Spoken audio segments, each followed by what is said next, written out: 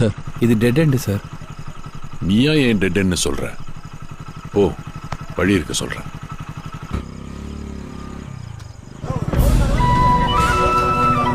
இங்க நிறுத்திக்க.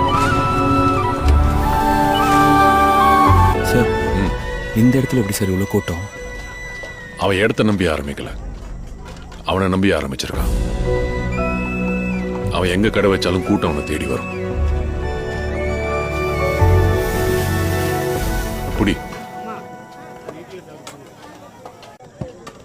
எப்படி இருக்கு? சூப்பரா இருக்கு, செமையா இருக்கு. இப்ப புரியுதா ஏன் அவ்வளவு கூட்டம் வருதுன்னு? திருநெல்வேலியில இருட்டு கடை பத்தி தெரியுமா? தெரியும் சார். ஒரு காலத்துல கோயில் எதிர்த்தாப்புல கரண்டே இல்லாம இருட்டுல ஆரம்பிச்சது, அதனாலதான் பேர் இருட்டு கடை. ஆனா இப்ப கோயில் எங்க இருக்குன்னு கேட்டா இருட்டு கடைக்கு எதிர்க்க இருக்குன்னு சொல்லுவாங்க. ஒருத்தன் நினைச்சா தன் திறமையால ஒரு லேண்ட்மார்க்கே மாத்த முடியும்ன்றதுக்கு அது உதாரணம். ஒரு பொருள் அங்க மட்டும்தான் கிடைக்கும்னா அது எங்க இருந்தாலும் கூட்டம் தானா தேடி வரும். தோ இந்த மாதிரி பூவை தேடிதான் எப்போ வண்டு வரும், வண்டை தேடி பூ போவாது. அதான் இயற்கை.